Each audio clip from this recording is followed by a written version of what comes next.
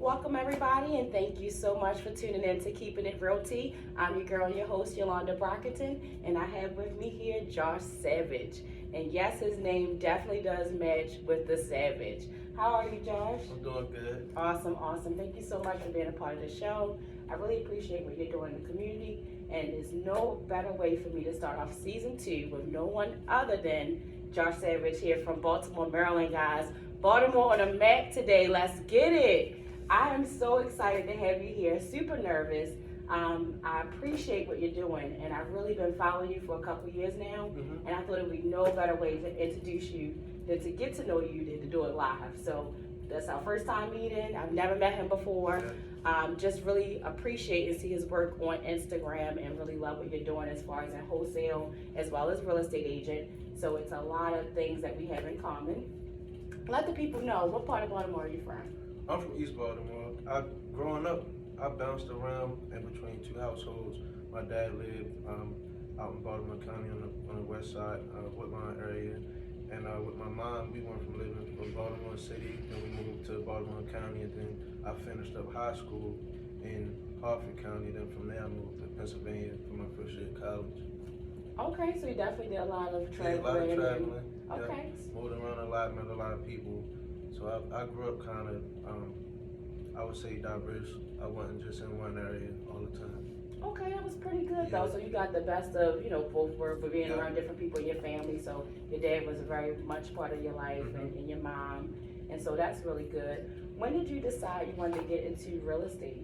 So I first decided I wanted to get into real estate actually from watching The Real World.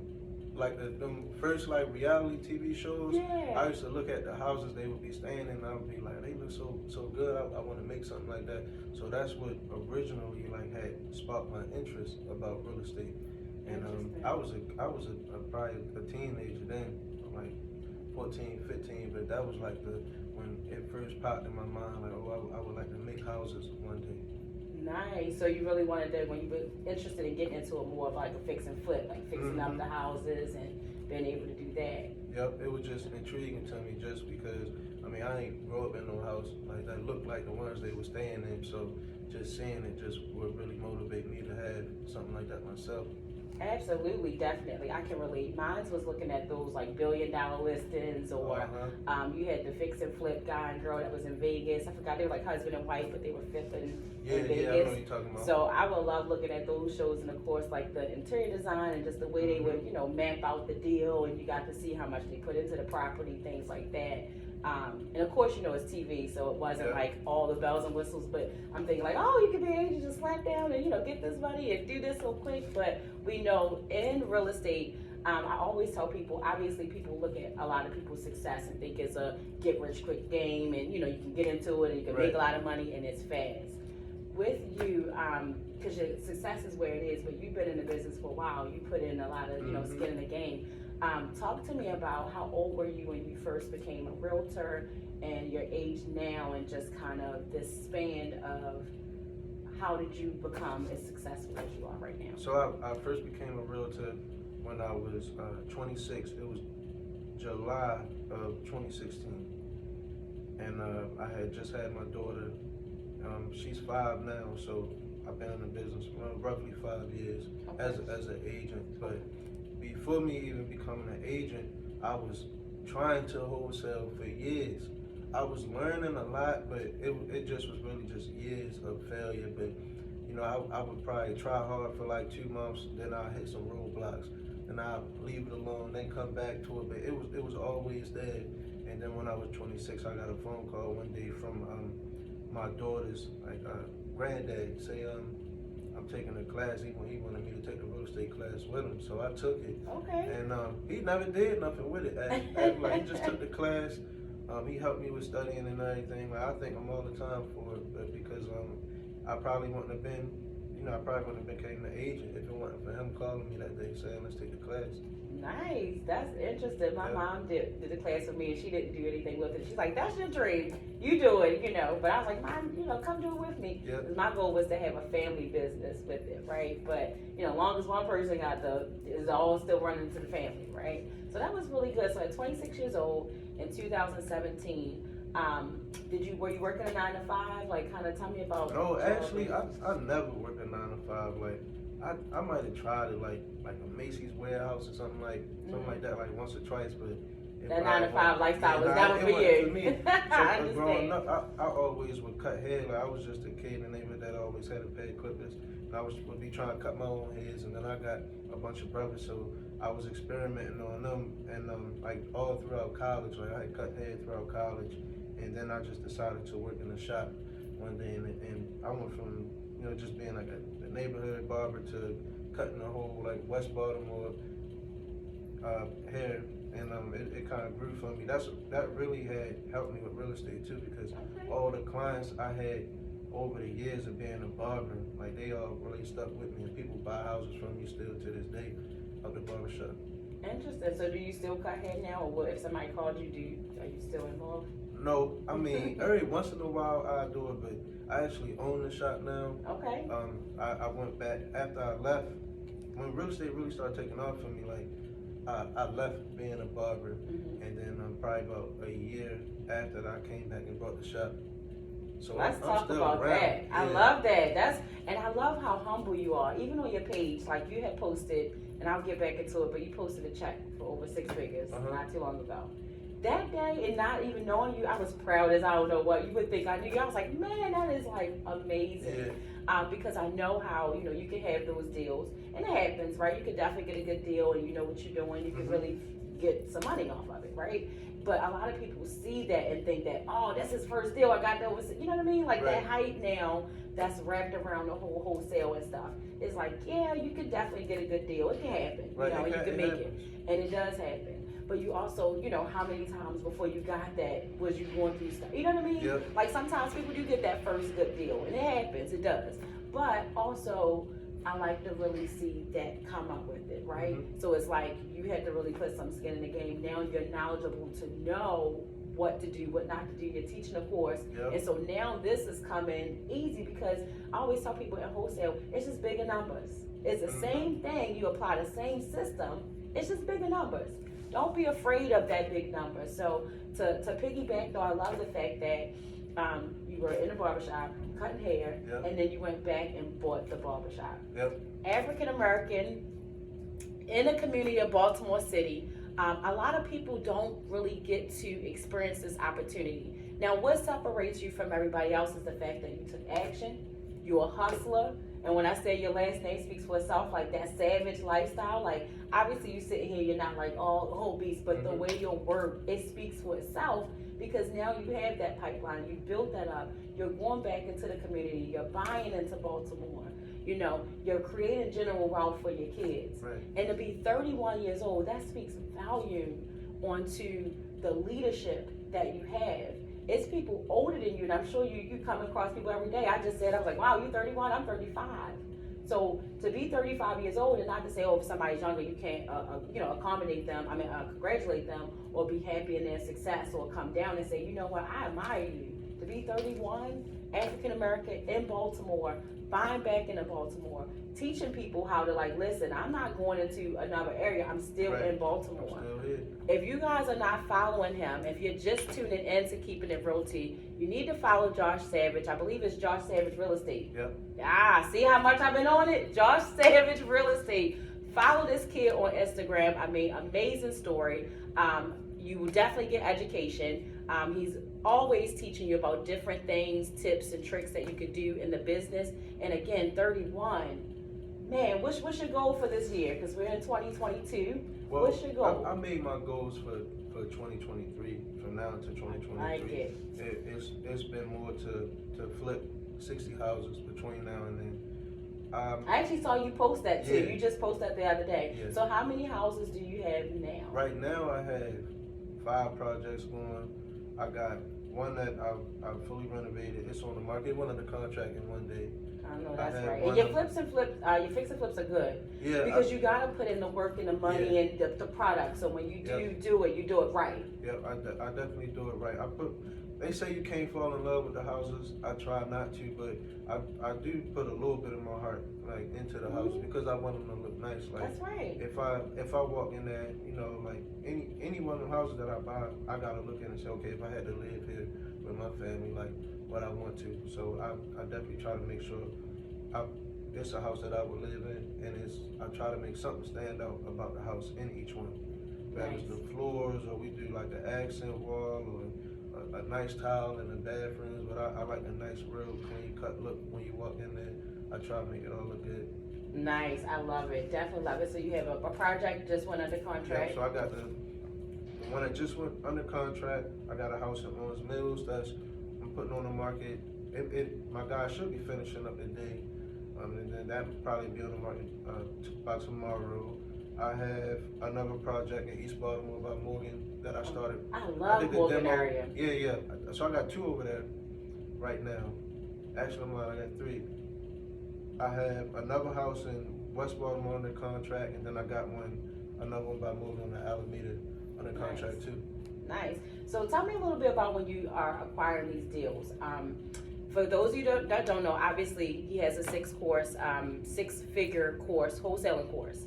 And so with this course, he's definitely teaching you how you could go ahead and make your first 6 figures in wholesale. In addition to that, being a real estate agent, how are you acquiring these properties, and can you tell us a little bit about your system? So, I utilize everything to acquire the properties. Like, there are properties that I will find on market, and I have my off-market team will find properties just by doing cold calls. Really, we pull lists and make a bunch of cold calls, probably like 100 plus calls a day, like each person. And what systems are you using for those that are in wholesale? Like, do you are you on call tools, or what do you use for your? I use a dollar called Mojo. Okay. And then to get lists, like sometimes I use a prop stream. Okay. It's hit or miss. Sometimes it looks good, sometimes they not. But you kind of gotta just filter through it and just make the calls, really. Got it. And then what skip tracing system are you using? For skip tracing, prop stream, you can skip trace on prop stream. Got you. Okay. And how do you feel? Do you like prop stream? Not to put it out there, but on the skip tracing, I've heard mixed reviews with it. I don't skip trace on prop stream. I skip trace through batch leads. Yeah. But I'm kind of in between, so that's why I'm just asking for those that are watching and I feel like experience. I've used other sites. Like, I feel like they all the same. Like, if you go with batch leads, like, they probably give you a bunch of BS too. But it's all of them. You got to filter that data, and you know that by the calls. You know what I mean? And a lot of times, you might get 8 numbers for one contact, and only one of those numbers, if any, works. So you really got to work through that data. You got to call through, and we try to be real big on just tracking the numbers. So you made 100 calls, how many people picked up, how many were we able to convert over to an appointment to get, just at least to get to the house and see it, and how many of them houses that we offer on. Like, we trying to track everything throughout the week. So when we are setting our goals, we already know that, okay, for every 100 calls we make, we might get 2 or 3 appointments, but okay, if we kick it up to 200 calls, now we might be setting 6 appointments for the day. That kind of helped me gauge, like, where we gonna be at in the future. I love it. And just to stop you, because again, I love real estate. But those that don't understand, like, you're speaking my language, right? You gotta have goals. You gotta set those goals up. You need to know when it comes to your cold calls, even if you're not calling, how many calls are they making? You know, what's your goals for the week?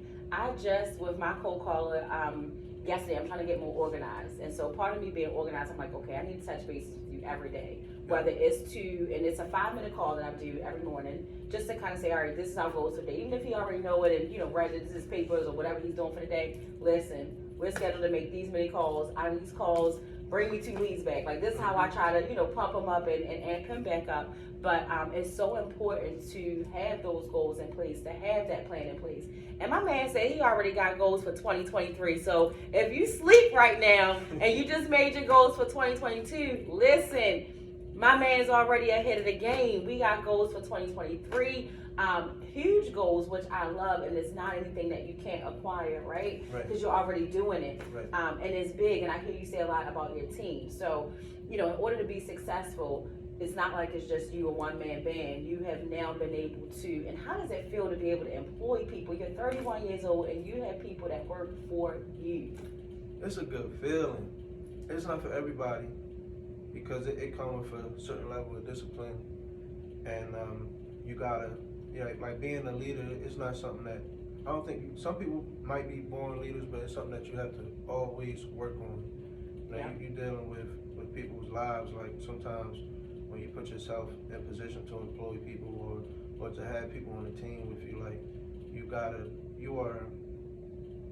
the moves you make can affect their families. Yeah. So you gotta always be on point and That's really a big one to plan say. right. Yeah. That's how I feel as well. I have 2 people on my team right now, so I'm so small, I'm still building up.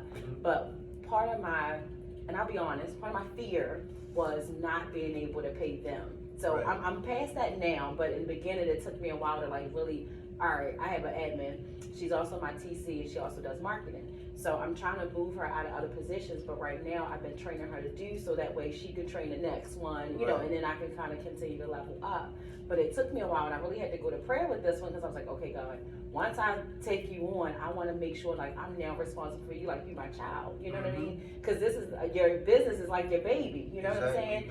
And I don't want to not be able to take care of or not be able to nurture it or know that have somebody putting their work and time into my business and then it's like, oh, I can't pay you, you know, this Right. like nobody want to hear no excuses, you know, they want that check the same way if I was working for somebody 9 to 5, I don't want to hear that you don't have my check and I came here 2 weeks and did the work, you know what I'm saying? And so it's definitely important. I love how you said that and just the values and the morals that you have, it talks about the person that you are.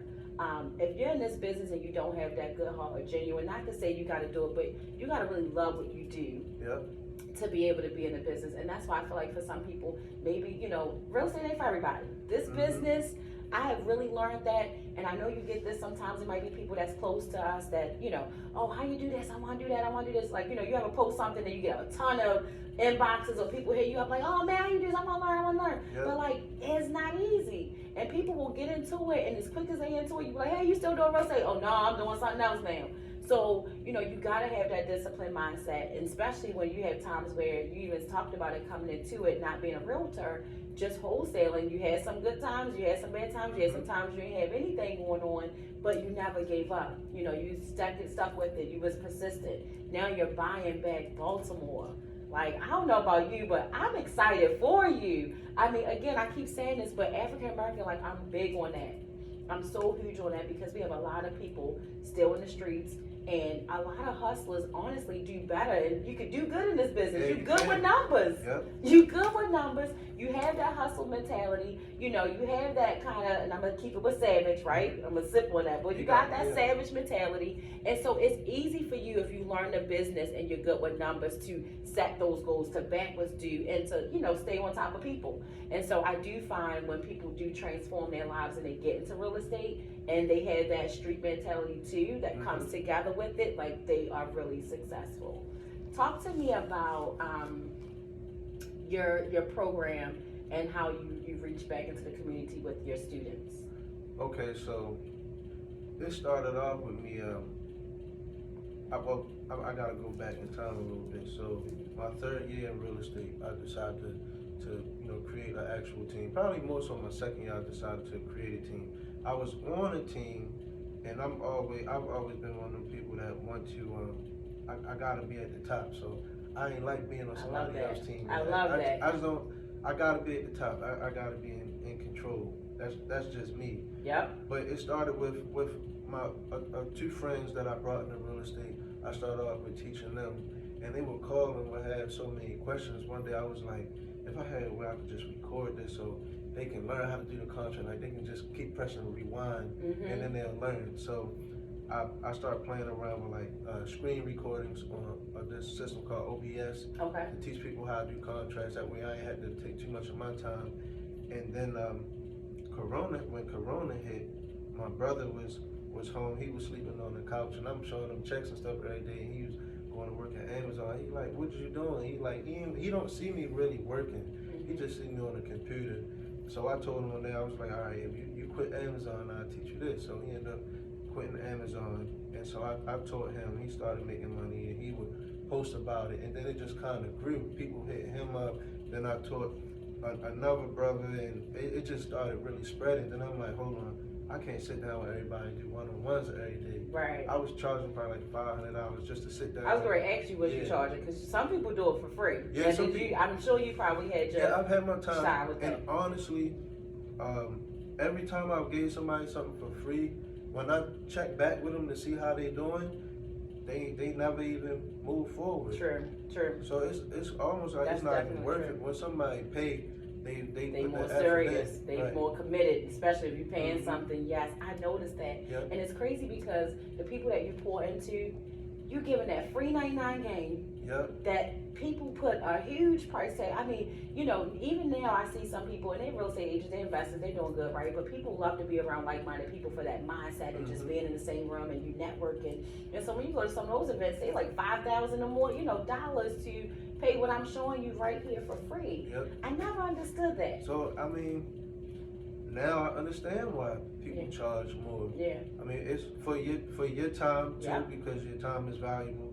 Like I find myself now, like every day, I'm like, if I could just have like 5 more hours in a day, I'll be more productive. But I can't do nothing about the time, so I feel like the way for me to really grow is through teaching. And everybody I'm teaching, I'm like, okay, if I could just get a little piece back from everybody, just like keep the faucet just dripping Yep. from everybody. Yep.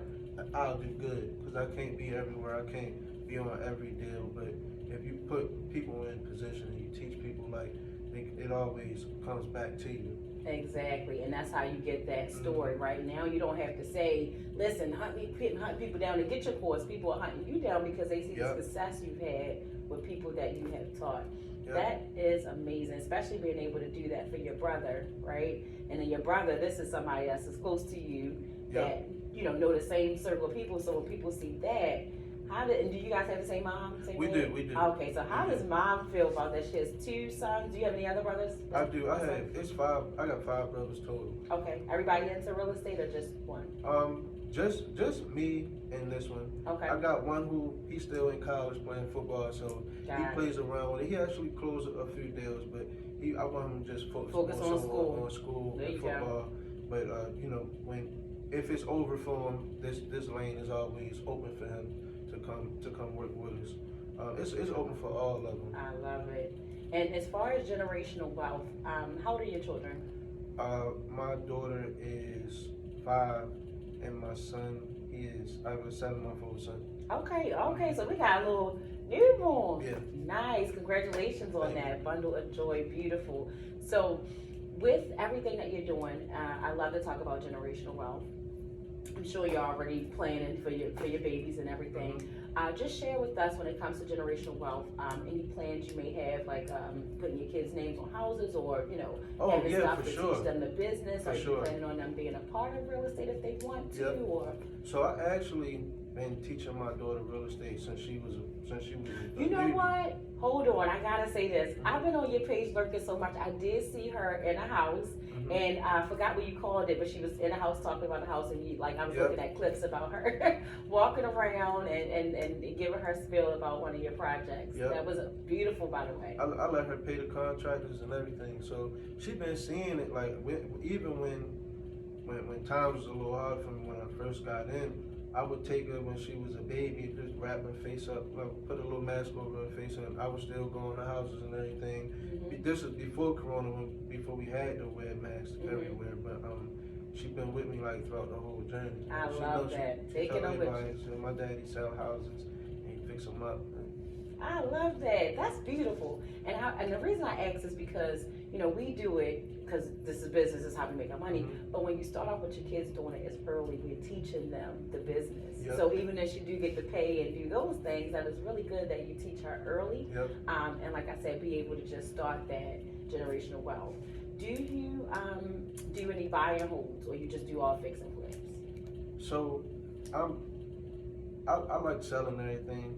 I haven't held on to any properties. Actually, my first property I held on probably for like 3 years. I bought my first house for like $1,500. Nice. And where was this at in Baltimore? This was 1234 Mosier. Okay, I'm familiar with that. And I bought that property, and then I actually did a swap with Baltimore City.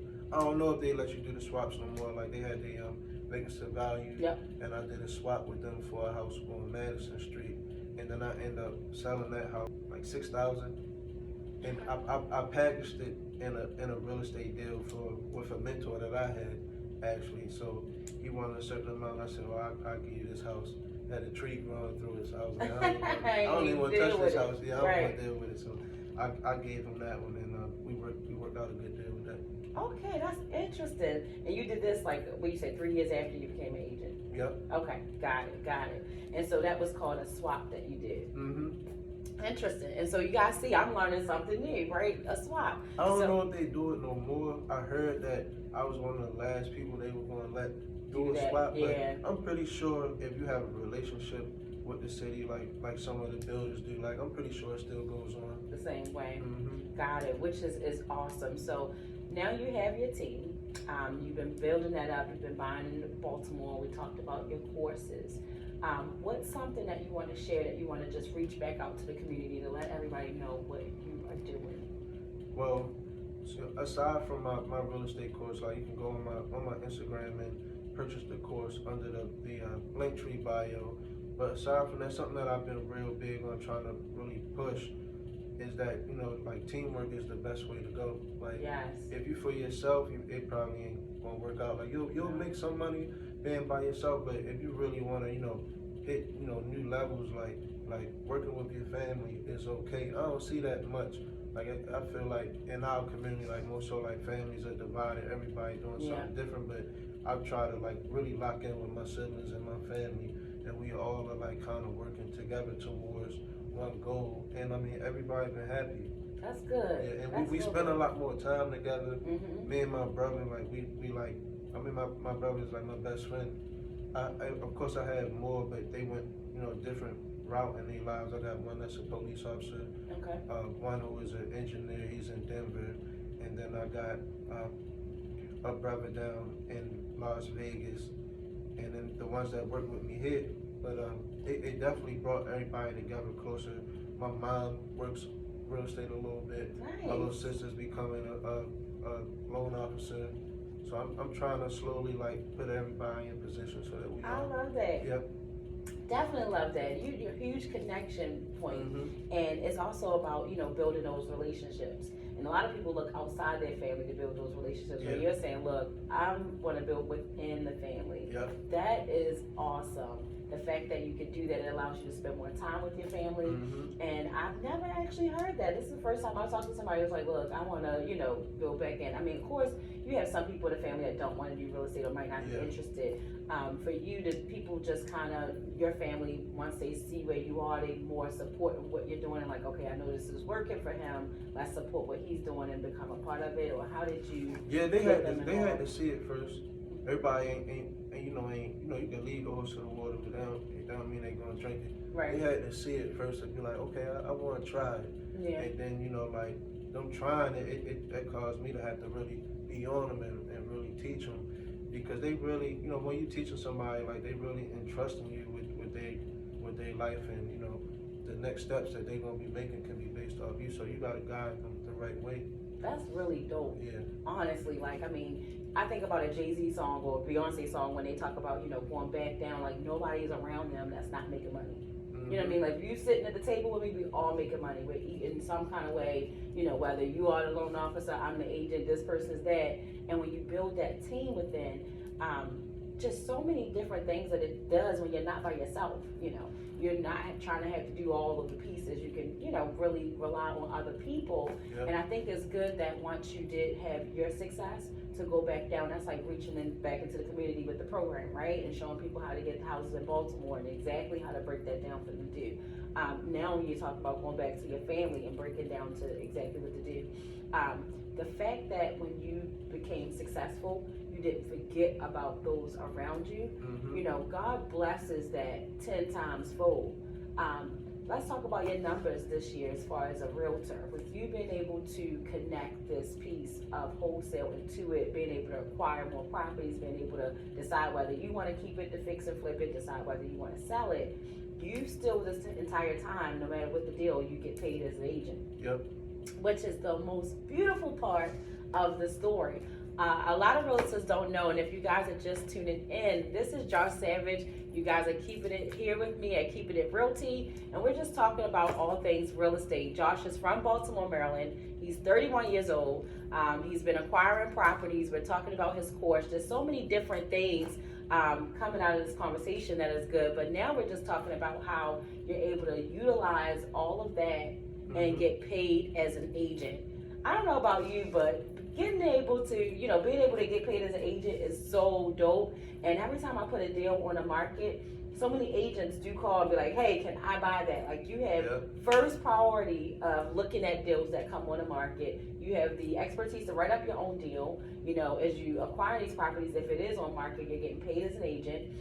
Once you find these properties through wholesale and you decide that you want to fix and flip it and list it, you're now saving money because you're the agent, which is so dope. So a lot of people, again, you got to really put in the work to get to where you are. But once you put in that work and you get that, now it's letting you save money when you're doing these fix and flips. Now you're able to list the property yourself. You don't have to pay that realtor's fee, which is so dope. And I want to break that down for those of you that are interested. If you're thinking about becoming a realtor, classes right now are happening at CCBC. You can register. They're going on this January. I also know Lee, the agency, she has classes at BCCC as well. The CE shop, there's so many resources out here where you can be able to get your realtor's license. You can do it online. You can attend classes.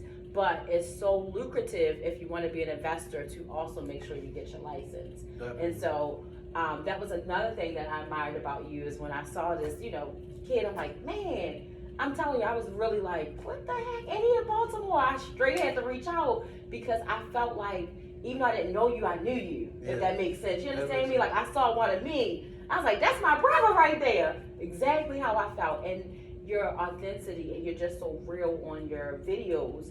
It's so relatable that I really felt like, oh man, I met him. Yeah. That's like Mark Flip Houses. I never met Mark. But I feel like I know Mark. I'm like, all right, I know Mark. I'm going to get Josh. I really wanted to do something different this season with my show, but I wanted to do it more locally. So I am so excited that you definitely joined me to start off this season too, and just talking about the breakdown of your business. I mean, again, having that wholesale piece and really taking that and then incorporating it and putting the realtor piece in, it's just a no-brainer. Do you even know how much money you've been able to save, I'll just say the last year, just being an agent on your deals? Tons, right? Yeah, a lot. Like I'm saving 6%. Some of my deals, I've been able to find the actual buyer that's going to buy my property too. So I ain't had to pay nobody else. Let's talk about that. Yeah. Oh, please share that. So I'll let you talk. I mean, as an agent, you're going to get people constantly asking you, and let you know that, hey, I'm approved for a house. And a lot of times, like, they might be approved in a price range, and you got the house that they want. So just sell your house to them. There you go. And you already got it ready. Yeah. Already fixed and flipped. And it's in that price point. They see it, they like it. Now you have listed the property and found the buyer. Exactly. And you get to keep the 6%. Exactly. Come on. Yeah. So that is amazing. And for those that don't know, just to break it down, like, I want to be able to talk to people that are not agents, don't know what we're talking about, sitting here like, what are they talking about? You are taking a property, putting it on the market, a buyer comes to you, they are pre-approved in the same amount that you have this property, they see it, they like it, and now you're able to sit at the table and do you not charge yourself your 3% and just get the 3% on them to do, just doing the paperwork for them, or do you get the whole 6% and just get paid off of your deal and put money back into you? So what I do, if I got the buyer, and I'm selling the property, I probably just pay myself like a 2.5% commission, just because I still want my numbers as a real estate agent. Correct. And yes.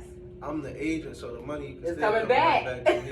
Exactly. It's coming back. I'm with Keller Williams, so a small portion of the money will go to the company, but it's a company that has a cap. So if I'm capped for the year, which I'm sure you reached that quick, didn't you? Right. I just reset my cap, so now I'm building it back up.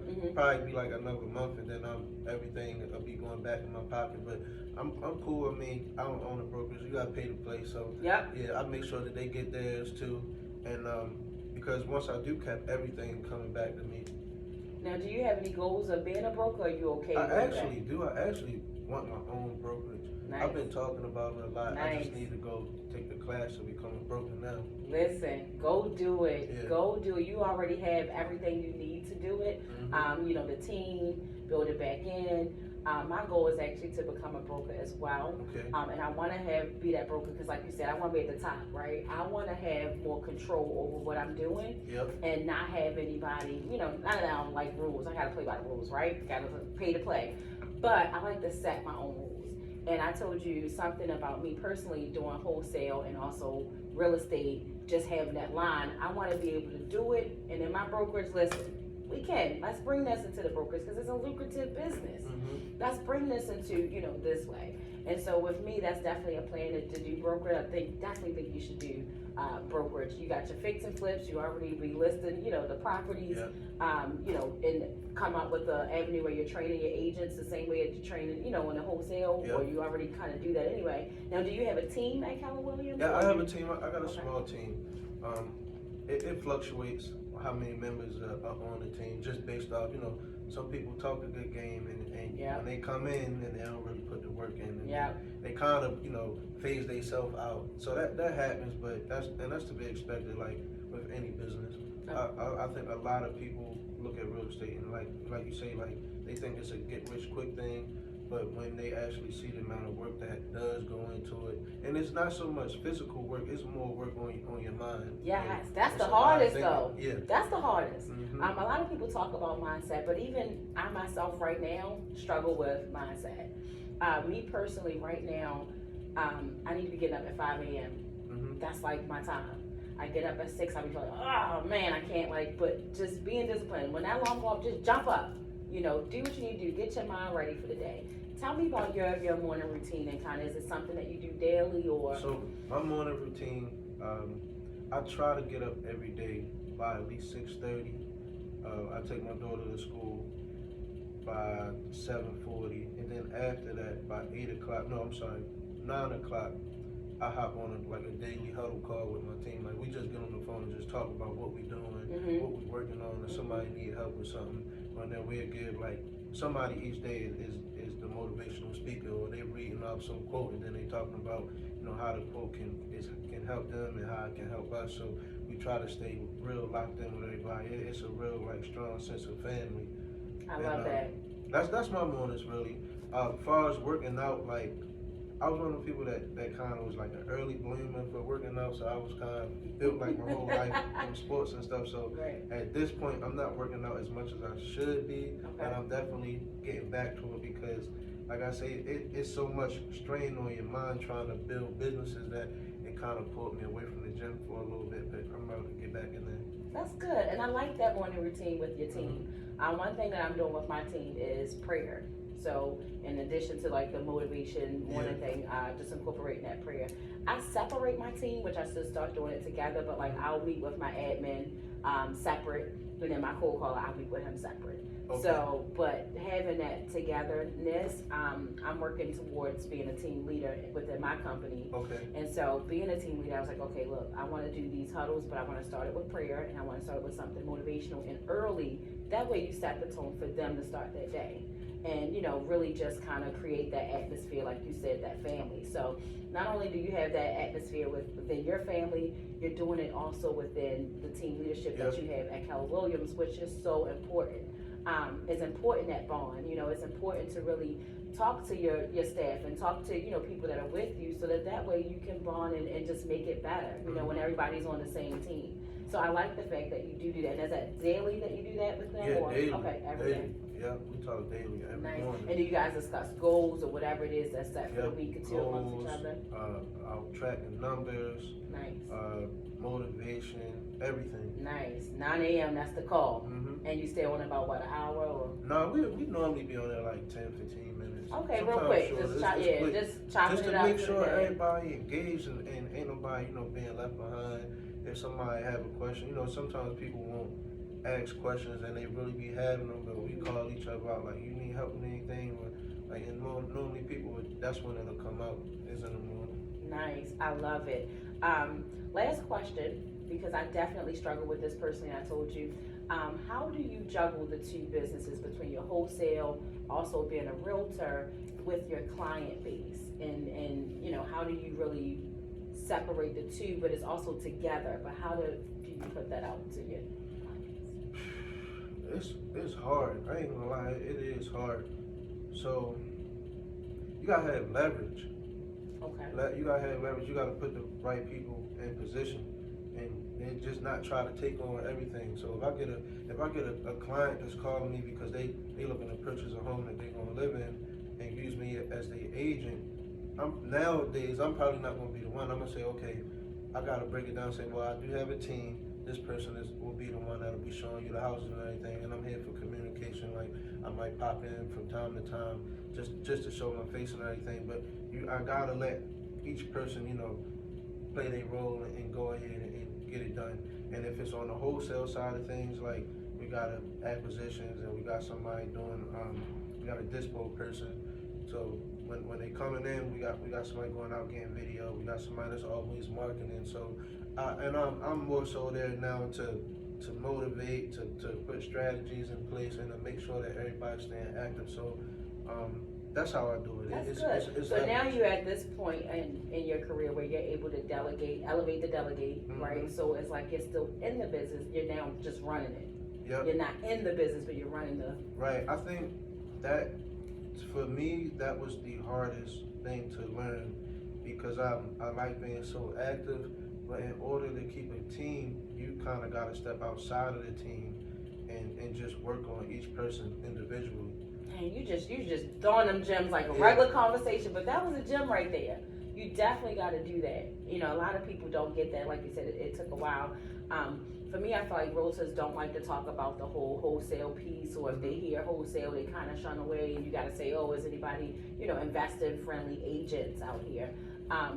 How do you feel on that topic, and what would you say to someone that's looking to get into real estate but also wholesale? What would you let them know? I don't know why people are scared to talk about both realtors, because I hope so. Oh my goodness, I don't even know when this thing cut off.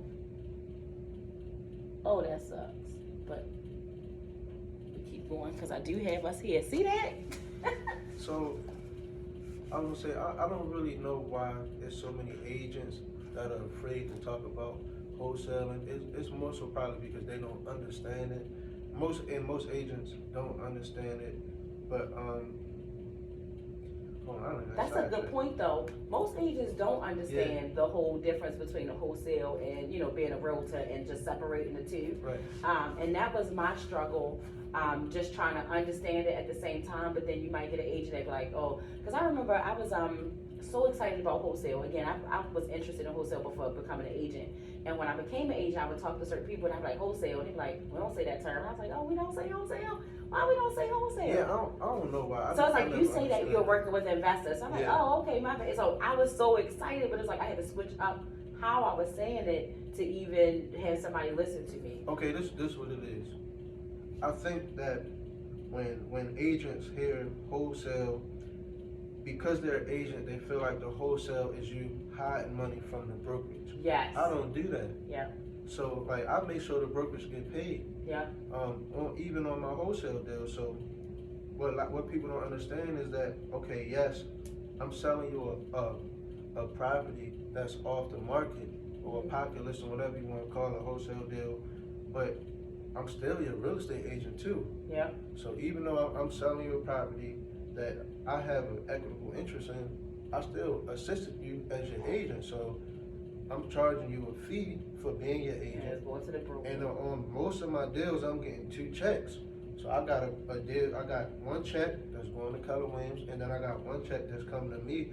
And I don't hide nothing. I let everybody know I'm an agent, so you got to disclose that information too. I still do everything within the laws of real estate too. But I think with my brokerage, at least I don't know about other brokerages, but they welcome it. Like they okay with it, right? Because it helps the brokerage, you know, make money. It brings more agents to the brokerage, because I'm not hiding the fact that I don't separate. I let everybody know. So with me making videos and everything, like, people see, man, I want to be an agent, I want to get my license. Okay, meet me here at Keller Williams. After they you know, they you take the class and pass the state exam, I'm welcome to write in the Keller Williams.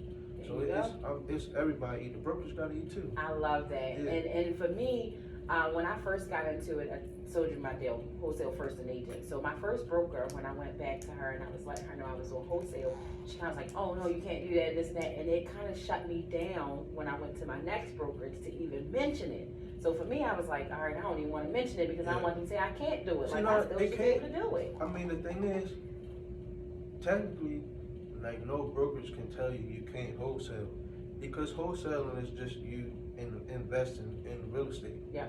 As long as you're doing everything, you know, within the guidelines of real estate, all the real estate laws, like you good. Yeah, and as long as your broker get paid, right? You pay that Yep. commission or whatever your well, not commission, but you pay your admin fee or whatever the fees is to the broker.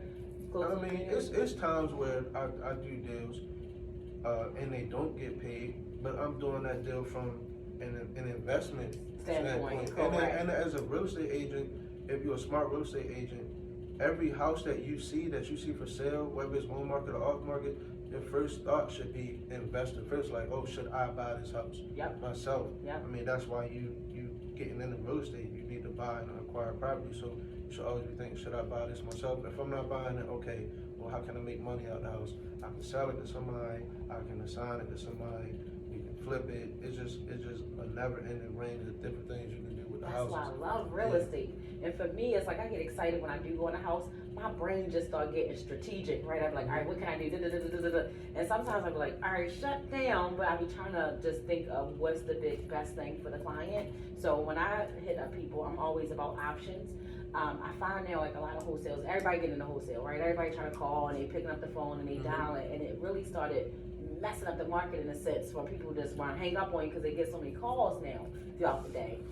So for me, I've noticed that if I provide them with options, like, look, I can list it, I can buy it, I can do this, what you want to do, you know, I'm here to help you. Whatever you want to do. I'm not here to push a cash offer in front of you. I'm just here to provide you options.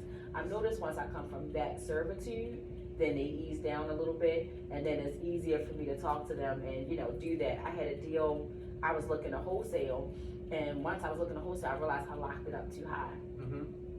Worst day of my life, because obviously I want to sell the house. I don't know about the rehab and how much it's going to cost, and I'll kind of play around with that a little bit, so I'll estimate it down, but I locked it up too high.